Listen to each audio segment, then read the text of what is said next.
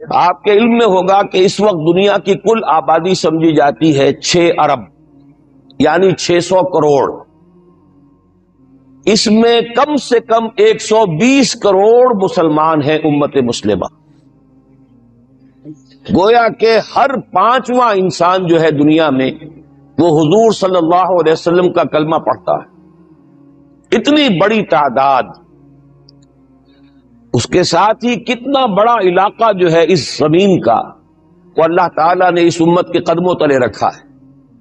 اگر آپ نے نقشہ دیکھا ہو دنیا کا تو آپ کو معلوم ہونا چاہیے کہ شمال میں جو بہت بڑا یہ نظر آتا ہے سائبیریا اور روس کا علاقہ، یہ سب غیر آباد ہے. اس طرح شمالی امریکہ میں بھی کینیڈا سے اوپر بڑے بڑے آپ کو بر اعظم سے نظر آئیں گے، سب غیر آباد ہیں. جو آباد علاقہ ہے دنیا کا اور جو زرخیز علاقہ ہے دنیا کا، اس کا کتنا بڑا حصہ ہے کہ جو امت محمد صلی اللہ علیہ وسلم کے قدموں تلے. انڈونیشیا ملائیشیا سے چلے آئیے، اس کے بعد مسلسل چاہے کہیں مسلمان اقلیت میں تھوڑے بہت ہیں، لیکن پھر بنگلہ دیش آتا ہے، بڑی عظیم اکثریت کا ملک ہے. پھر بھارت میں اگرچہ اقلیت میں ہے لیکن 20 کروڑ مسلمان بھارت میں اس وقت ہے. پھر جو پاکستان سے شروع ہوا سلسلہ، افغانستان، ایران، چلتے جائیے ادھر ترکستان، چینی ترکستان، روسی ترکستان، پھر آگے چلیے عالم عرب، افریقہ کا پورا شمالی علاقہ، افریقہ کا تقریباً سارا وسطی علاقہ. یہ سب کیا ہے؟ کتنا بڑا رقبہ ہے. اور ہر طرح کی نعمت اللہ نے دی ہے. اس میں نباتات بھی ہیں، اس میں معدنیات بھی ہیں، اور سب سے بڑھ کر آج کی دنیا میں جو اہم ترین شے ہے کہ پیٹرول جو ہے، تیل جو ہے، اس کے سب سے بڑے ذخائر وہ ہیں کہ جو مسلمانوں کے قدمے تلے. اتنی تعداد میں ہونے کے باوجود، اتنے وسائل کے پر بظاہر قابض ہونے کے باوجود، سوال یہ ہے کہ کیا آج دنیا میں امت مسلمہ کو عزت حاصل ہے یا یہ ذلیل ہے؟ اسے غلبہ حاصل ہے یا مغلوب ہے؟ اسے کوئی دنیا میں وقار حاصل ہے یا یہ بالکل بے وقار ہو کر رہ گئی ہے؟ یہ بات ہے جو ہمارے سمجھنے کی ہے. آج کیوں ذلیل کہ کل تک نہ تھی پسند، گستاخی فرشتہ ہماری جناب میں.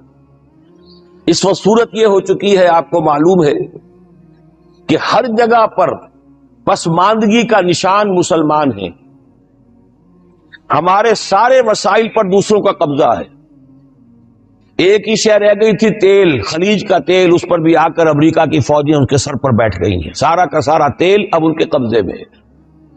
ادھر خلیج کے دہانے کے دونوں طرف وہ اپنے مورچے بنا رہے ہیں تاکہ یہاں کسی کا داخلہ نہ ہو سکے. بڑے بڑے جتنے لوگ ہمارے ہیں ان سب کی دولت ان کے پاس ہے. کہنے کو تو سلطان اور برونائی دنیا کا امیر ترین آدمی ہے، لیکن دولت ہے کہاں اس کی؟ انویسٹڈ تو وہی ہے، اسی کے بینکوں میں ہے، انہی کی کمپنیوں میں ہے. کسی کے پاس کچھ نہیں ہے.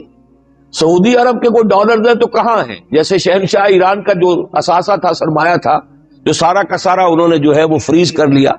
تو یہ دولت تو ساری وہی ہے. کہنے کو ہے کہ آپ کے اکاؤنٹ میں اتنا روپیہ ہے، لیکن سوال یہ کہ وہ اکاؤنٹ فی الواقع کس کے قبضے میں؟ پھر آپ کو معلوم ہے کس طریقے سے مسلمانوں کے ساتھ سلوک ہو رہا ہے. ہر جگہ پر جہاں چاہیں، جس طرح چاہیں انہیں ستا لیں. اور ان میں بھی سب سے بڑھ کر جو بات میں آپ سے کہوں گا، آج دنیا میں جتنے بڑے پیمانے پر محمد عربی صلی اللہ علیہ وسلم کی توہین و تذلیل ہوئی ہے، پوری انسانی تاریخ میں نہیں ہوئی. رشدی نے کتاب لکھی، بدترین حملے کیے. کیا رنگیلا رسول کتاب تھی جو لکھی تھی کسی ہندو نے، جس کو کہ ایک مسلمان نے پھر خنجر گھونپ کر اور ہلاک کر دیا تھا. وہ تو کچھ بھی نہیں تھی. اس کتاب کو رنگیلا رسول کو 100 سے ضرب دیجئے تو یہ کتاب بنتی ہے سیٹنک ورسز، اور وہ ملینز نہیں بلینز کی تعداد میں شائع ہوئی. اس کے خلاف احتجاج اگر کسی نے کیا ہے تو ان کے اوپر جوتے پڑے ہیں، ان پر ڈنڈے پڑے ہیں. پوری مغربی دنیا اس کے پیچھے آ گئی ہے، سپورٹ کیا ہے. لے دے کے ایک ملک نکلا ایران، اس نے کم سے کم یہ کہ اس کے قتل کا فتویٰ تو دیا، لیکن کیا کرے، قتل کرنے کی تو نوبت نہیں آئی. پورا عالم عیسائیت اس کی پشت بنا ہے، اس کی مدد کر رہا ہے. یہ اتنی بڑی توہین محمد رسول اللہ صلی اللہ علیہ وسلم کی اور آپ کی ازواج مطہرات کی اور یہ بظاہر ایک ایسے شخص کے ہاتھوں جس کا نام مسلمانوں کا سا ہے، اس کا اتنا بڑے پیمانے پر ہونا، اور پھر یہ کہ مسلمان 120 کروڑ ہونے کے باوجود کچھ نہیں کر سکتے۔ میں وہ چیزیں نہیں گنوانا چاہتا کہ 15 لاکھ جو ہیں وہ ہمارے افغان بھائی جو ہیں انہوں نے جانیں دی، فائدہ کس کو پہنچا؟ تاحال امریکہ کو، کہ اس کی جو مد مقابل قوت تھی USSR وہ ختم ہو گئی۔ اسی طریقے سے جو کچھ کشمیر میں ہو رہا ہے، ہماری بے ہمیتی، بے غیرتی کا عالم یہ ہے، ہم کچھ اندر خانے تھوڑی بہت کو مدد کر کے سمجھتے ہیں کہ ہم نے فرض ادا کر دیا، جبکہ فرض تو یہ ہونا چاہیے تھا کہ ہم براہ راست اعلان کرتے اور انڈیا کو الٹیمیٹم دیتے کہ سٹاپ دس بزنس، یا یہ کہ پھر ہم سے جنگ ہے۔ جنگ کا نتیجہ تو پھر اللہ جس کو چاہے دے گا۔ اگر انسان اللہ تعالیٰ پر اعتماد رکھتا ہو، توکل رکھتا ہو، اپنے موقف کی حقانیت پر بھی اسے یقین ہو، تو کم من فیۃ قلیلۃ غلبت فیۃ کثیرۃ، تاریخ میں ہمیشہ ہوتا آیا ہے کہ چھوٹی قوتیں جو ہیں ان کو غلبہ اللہ نے عطا کیا ہے بڑی قوتوں پر، لیکن بے غیرتی کا عالم یہ ہے، بے حمیتی کا عالم یہ ہے، زبانی کلامی ہم سے بڑا ہمدرد کوئی نہیں مسلمانان کشمیر کا، جس لیڈر کو دیکھو بڑھ چڑھ کر بیان دے گا، لیکن عملاً ہم کیا کر رہے ہیں؟ یہ ساری صورتحال جو میں نے آپ کو بتائی ہے، ویسے تو اب یہ کہ اگر اس میں ایک خاکہ سا میں نے آپ کے سامنے رکھا ہے، اس میں رنگ بھروں تو ظاہر ہے کہ یہ پورا گھنٹہ اسی میں لگ جائے گا، لیکن جو اس کا اصل لب لباب ہے وہ یہ ہے کہ ہم اپنی جگہ بڑے خوش ہیں کہ ہم امت مرحوم ہیں، ہم تو امت محمد ہیں صلی اللہ علیہ وسلم، ہم تو اللہ کے پیارے ہیں، ہم اللہ کے لاڈلے ہیں، ہمیں اللہ کی شفاعت، ہمیں اللہ کے رسول کی شفاعت بھی ملے گی، جنت تو گویا کہ ہمارا پیدائشی مقام ہے۔ یہ سارے جو بھی ہمارے ذہنوں کے اندر ہیں خیالات، اور یہ جو ہمارے من گھڑت عقائد ہیں، آپ سوچئے کہ جب ہم جو آبجیکٹو کنڈیشنز ہیں، گیون کنڈیشنز ہیں، جو سامنے کے حالات ہیں، ان سے جب تقابل کرتے تو معاملہ بہت مختلف ہے۔ یہ کیوں ہے؟ اصل میں سوال جب تک آپ اپنے سامنے نہیں رکھیں گے، اس کا جواب جو ہے اب اس پر غور کیجیے، کیوں ہے؟ کیا اللہ تعالیٰ کو محمد الرسول اللہ کی عزت و حرمت پیاری نہیں ہے؟ کیا محمد الرسول اللہ اللہ کے پیارے نہیں ہیں؟ حبیب رب العالمین نہیں ہے؟ کیا اللہ تعالیٰ کو کفار سے زیادہ محبت ہے؟ کیا وجہ ہے؟ رحمتیں ہیں تیری اغیار کے کاشانوں پر، اور برف گرتی ہے تو بیچارے مسلمانوں پر۔ سائنس میں وہ آگے ہیں، مالیات پر ان کا شکنجہ کسا ہوا ہے پوری دنیا پر، تہذیب ان کی ہے، تمدن ان کا ہے، ہم تو ان کے کیمپ فالوورز ہیں، نقش قدم پر چل رہے ہیں، ہم تو ان کی صرف یہ کہ نقالی کر رہے ہیں۔ تو سوچئے وجہ کیا ہے؟ کیا اللہ کو کفر زیادہ پسند ہے اسلام سے؟ کیا اللہ کو محمد الرسول اللہ صلی اللہ علیہ وسلم کی عزت و حرمت کا کوئی خیال نہیں؟ سوچنے کی بات ہے۔ ظاہر بات ہے کہ ان سوالات کا جواب تو ہاں میں آپ نہیں دے سکتے، یقیناً ایسا نہیں ہے۔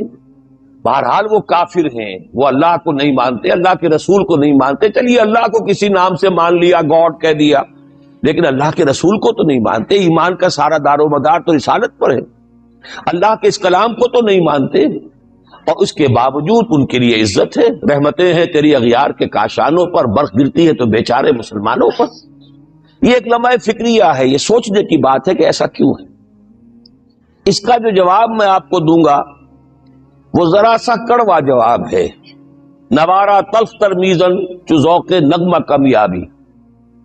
بات کہنی پڑتی ہے جب تک کہ کڑوی بات کہی نہ جائے، حقائق کو دیکھنے کی جرت پیدا نہ کی جائے، مواجہہ نہ کیا جائے، فیکٹس کو فیس نہ کیا جائے، اس وقت تک بات صحیح نہیں ہوگی، اور نہ ہم صحیح تشخیص کر سکیں گے، نہ صحیح تجویز کی طرف ہمارا ذہن منتقل ہوگا۔ میں بہت سخت بات کہہ رہا ہوں، آج آسمان کے نیچے اس زمین پر عذاب الہی میں گرفتار امت مسلمہ ہے۔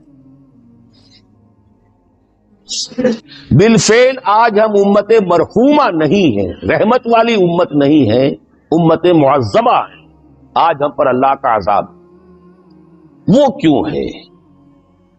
دیکھیے اللہ کا قانون یہ ہے، اور یہ اللہ کی سنت ہے، میں نے اپنی ایک کتاب میں اس پر مفصل بہت مضمون لکھا ہے، قرآن کا قانون عذاب۔ ایک عذاب تو آیا کرتا تھا ان قوموں پر جن کی طرف اللہ رسول بھیجتا تھا، انا ارسلنا نوحا الی قومہ، اگر رسول کی بات مان لی تو قوم کے لیے بہت خوشحالی ہے، مبارکباد ہے، اللہ کی رحمتوں کے سائے ہیں، اور نہیں مانی تو بربادی ہے، تباہی ہے، خاتمہ ہے۔ پوری قوم نوح غرق کر دی گئی، پوری قوم عاد ختم کر دی گئی، حضرت ہود کو نہیں مانا۔ پوری قوم سمود ختم کر دی گئی، حضرت صالح کو نہیں مانا۔ عمورہ اور صدوم کی بستیاں ختم کر دی گئی، حضرت لوط کو نہیں مانا۔ آل فرعون غرق کر دیے گئے، حضرت موسیٰ کو نہیں مانا۔ مدین کے علاقے کو تباہ کر دیا گیا، حضرت شعیب کو نہیں مانا۔ یہ بات سمجھ میں آ گئی؟ لیکن جب سے نبوت اور رسالت کا سلسلہ ختم ہوا، اس قسم کا عذاب اب دنیا میں نہیں آ سکتا۔ وَمَا كُنَّا مُعَذِّبِينَ حَتَّى نَبْعَثَ رَسُولًا، ایسا عذاب ہم نہیں بھیجتے رہے جب تک کہ رسول کو نہ بھیج دیں۔ رسول آ گیا، اس نے حق کو بیان کر دیا، بات کو کھول کھول کر مبرہن کر دیا، ہر چیز واضح کر دی، کوئی مغالطے کا امکان نہ رہا۔ جاء الحق وزهق الباطل، ہر شے جو ہے دودھ کا دودھ، پانی کا پانی جدا ہو گیا۔ جس نے نہیں مانا تو معلوم ہوا اس میں کوئی خیر نہیں ہے۔ اب خیر کا فقدان ہے تو اس قوم کو جیسے کہ آپ باغ کے اندر جھاڑو دے کر جبھی کوئی آندھی چلے تو پتے گرے ہوئے ہوتے ہیں، ان پتوں کو ایک جگہ جمع کر کے اصلائی دکھا دیتے ہیں تاکہ یہ پتے جو ہیں یہاں پر بدزیبی کا ذریعہ نہ بنے، تو پوری قوم ہلاک، کالم یغنوا فیہا، ایسے ہو گئے جیسے تھے ہی نہیں۔ یہ عذاب اب نہیں آئے گا، اس لیے کہ آخری نبی، آخری رسول محمد الرسول اللہ صلی اللہ علیہ وسلم۔ اب آج جو عذاب آتا ہے، دیکھیے کافروں کے لیے عذاب اصل میں آخرت میں ہے۔ دار العذاب، دار الجزا، وہ تو آخرت ہے، یہ تو دار الامتحان ہے۔ اب جو عذاب آتا ہے وہ اس قوم پر جو ہو تو حامل کتاب الہی، شریعت خدا بندی کی کسٹوڈین، اللہ کے رسول کی نام لیوا، اس کے ساتھ عشق کا دعویٰ کرنے والی، عمل اس کے برعکس ہو۔ حالانکہ اللہ نے اگر اسے وہ مقام دیا، اللہ نے اس کی طرف رسول بھیجا اور اسے رسول کے امتی بننے کا شرف عطا کیا، اسے اپنا کلام دیا، کتاب دی، اسے اپنی شریعت دی، تو کس لیے دی؟ تاکہ اس پر خود بھی عمل کریں، اسے دوسروں تک بھی پہنچائیں۔ وہ گویا کہ اس روئے ارضی پر وہ امت، وہ قوم اللہ کی نمائندہ قوم ہوتی ہے، ریپرزنٹیٹو ہوتی ہے۔ اے انسانوں، ہمارے پاس ہے تمہارے خالق اور مالک اور پروردگار کا قانون، ہمارے پاس ہے اس کی ہدایت، ہمارے پاس ہے اس کی کتاب، ہمارے پاس ہے اس کے رسول کا اسوہ۔ آؤ ہماری طرف، ہمیں جانچو، ہمیں پرکھو، ہمیں دیکھو، ہم واقعتاً اسی کتاب کے مطابق چل رہے ہیں نا؟ دیکھ لو، ہم جو کہتے ہیں وہی کرتے ہیں نا؟ وہی بات تو نہیں ہے کہ لما تقولون ما لا تفعلون، کبر مقتا عند اللہ ان تقولوا ما لا تفعلون۔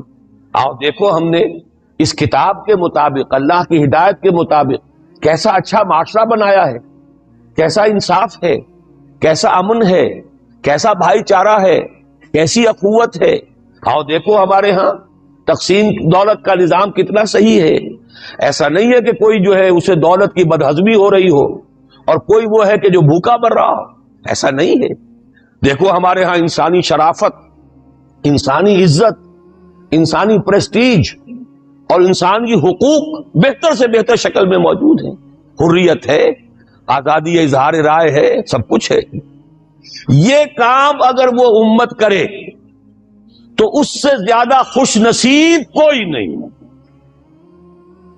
پھر دنیا میں اس کو غلبہ ہوگا، دنیا کی خلافت اس کو دی جائے گی، دنیا کی امامت اس کو دی جائے گی، دنیا کی قیادت اس کو دی جائے گی۔ جیسے کبھی اقبال نے کہا تھا کہ سبق پھر پڑھ شجاعت کا، عدالت کا، صداقت کا، لیا جائے گا تجھ سے کام دنیا کی امامت کا۔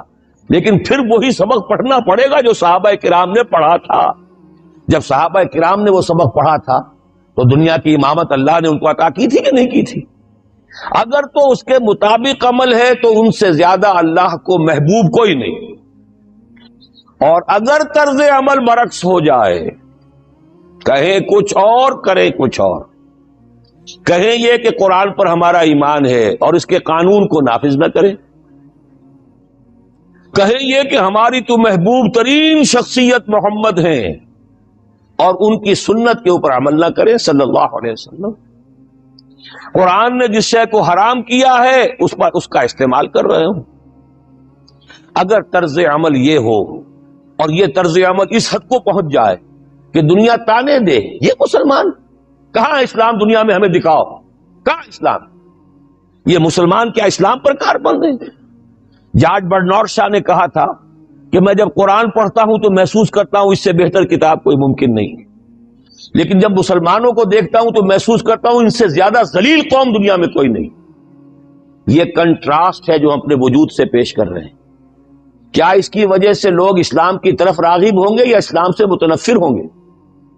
کیا ہمارا منہ ہوتا ہے ہم باہر جاتے ہیں؟ اسی لیے ہم تو تبلیغ, میں تو کم سے کم وہاں جا کر جو مسلمان کھوئی ہوئی بھیڑیں ہیں امت محمد صلی اللہ علیہ وسلم کی, انہی کو ریکلیم کرنے کی کوشش کرتا ہوں, جیسے کہ حضرت مسیح نے کہا تھا میں تو بنی اسرائیل کے گھرانے کی کھوئی ہوئی بھیڑوں کی تلاش میں آیا ہوں.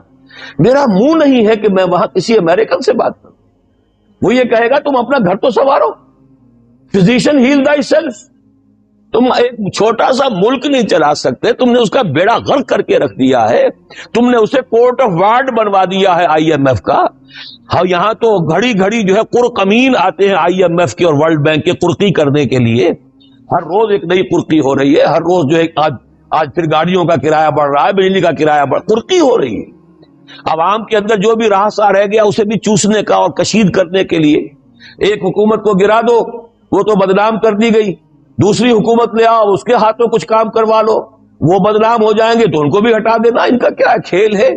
یہ کھیل کھیلتے رہیں گے اور اس میں یہ ہے کہ اپنی قرقیاں کرتے چلے جاؤ. یہ حال اب کیا میرا منہ ہے کہ میں جا کر وہاں بات کروں؟ تم اپنے گھر کو دیکھو, تم اپنے ملک کو دیکھو. ایک وہ ہے جنہیں تصویر بنا آتی ہے, ایک تم ہو کہ لیا اپنی بھی صورت کو بگاڑ. ایک ہی ساتھ تم آزاد ہوئے تھے, ہندو بھی تھے کہ نہیں تھے. انہوں نے اس ملک کو بنایا ہے, اپنی معیشت کو, اپنی اکانومی کو اپنی بنیادوں پر, اپنے پاؤں پر, اپنے پیروں پر کھڑا کیا ہے. آج جو ہے وہ ایک منی سپر پاور بن چکا ہے, اور وہ کہ ڈرتا تھا پاکستان دو طرف سے ہمیں جو ہے قابو میں کر لے گا. پہلے تقریباً 20 برس جو ہیں ہندوستان کے, بھارت کے کانپتے ہوئے گزرے ہیں پاکستان سے. 30 برس سے جو صورتحال ہے وہ آپ کو معلوم ہے. تو صورت یہ ہے کہ جب کوئی قوم جو امت مسلمہ ہو یہ طرز عمل اختیار کرتی ہے تو عذاب اس پر آتا ہے. بڑی کڑوی بات ہے. آج عذاب کفار پر نہیں آ رہا, وہ تو اللہ تعالیٰ ان سے آخرت میں نمٹ لے گا, اور آخرت تو ہے ہمیشہ کی, بڑا سو عذاب تو وہی کا ہے. وَلَعَذَابُ الْآخِرَةِ أَكْبَرُ لَوْ كَانُوا يَعْلَمُونَ.